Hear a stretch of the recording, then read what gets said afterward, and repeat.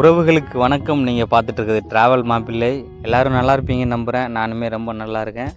இன்றைக்கி ஒரு அருமையான வீடியோ என்ன அப்படின்னா, நம்ம ஊர்லேருந்து கிளம்பி கோயம்புத்தூர் வரைக்கும் போன ஒரு ட்ராவல் வீடியோ. பட் நாங்கள் எதுக்கு போனோம் அப்படின்ற பற்றின வீடியோ தான் இது.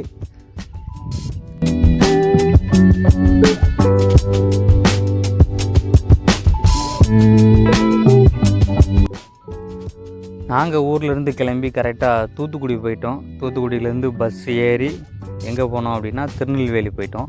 ஏன்னா திருநெல்வேலி டு கோயம்புத்தூருக்கு வந்து ஒரு ரெகுலர் டெய்லி போகிற ஒரு ட்ரெயின் ஒன்று இருக்குது. ஸோ அந்த ட்ரெயினை பிடிச்சிடலாம் அப்படின்னு சொல்லிட்டு திருநெல்வேலி போயிட்டோம்.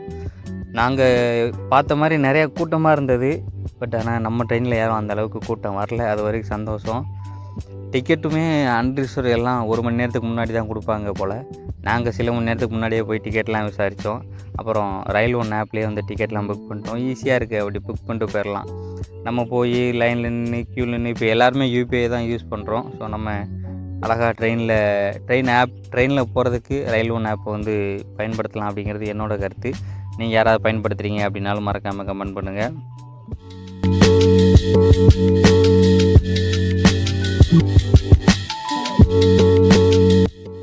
ஒரு அளவுக்கு கூட்டம் இருந்தது. நைட்டு நாங்கள் ட்ரெயின் ஏறும்போது டைம் என்ன அப்படின்னா 11:20 எங்களுக்கு வந்து ட்ரெயின் டைமு. அப்போவுமே நல்ல கூட்டம் இருந்தது. அதுக்கப்புறம் நைட்டு வந்து எந்த வீடியோவுமே எடுக்கலை. காலையில் தான் எடுத்தேன். ட்ரெயின் ஜேர்னி எப்படி இருக்குன்னு சொல்லிட்டு லைட்டாக எடுத்தேன். ஸோ ஒரு வழியாக வந்து கோயம்புத்தூரும் நாங்கள் வந்து ரீச் ஆகிட்டோம்.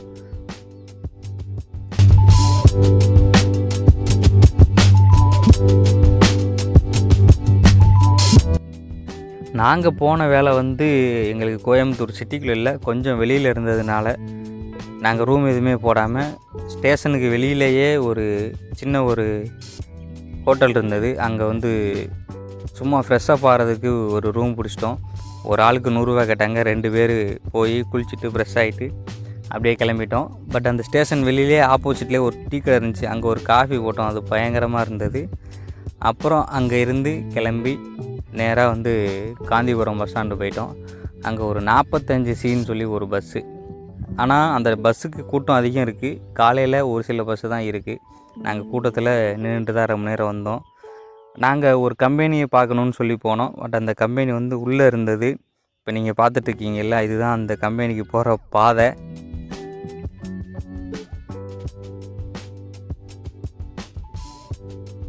நாங்கள் ஒரு கம்பெனியை பார்க்க வந்தோம். ஆனால் அது வந்து சிட்டியை விட்டு வெளியில் ஏன் வச்சாங்கன்னு எனக்கு தெரியல.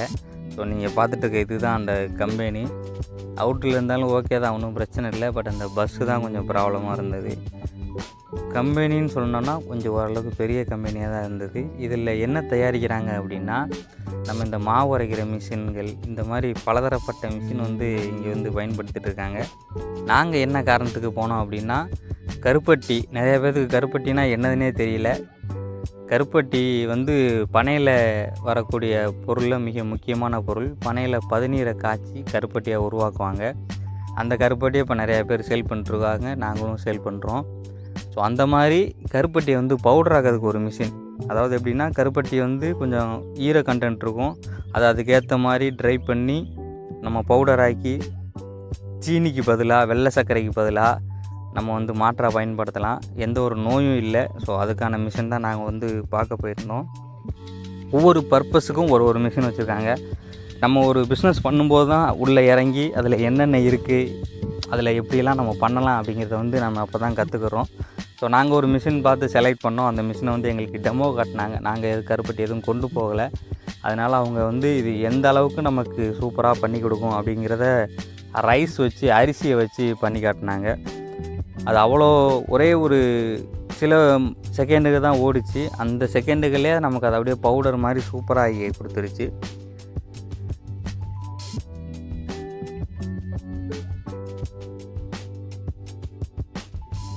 உண்மையை சொல்லணும் அப்படின்னா, எனக்கு வந்து பிஸ்னஸ்லேயும் இல்லை இந்த மாதிரி மிஷின்கள்லையும் எந்த ஒரு நாலேஜுமே கிடையாது.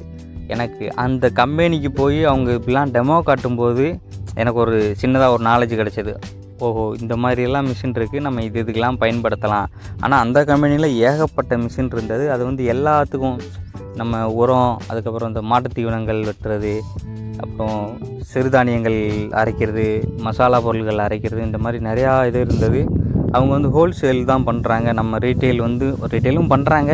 நாங்கள் போகும்போது ஹோல்சேலுக்கெல்லாம் நிறைய பேர்கிட்ட பேசிகிட்டு இருந்தாங்க.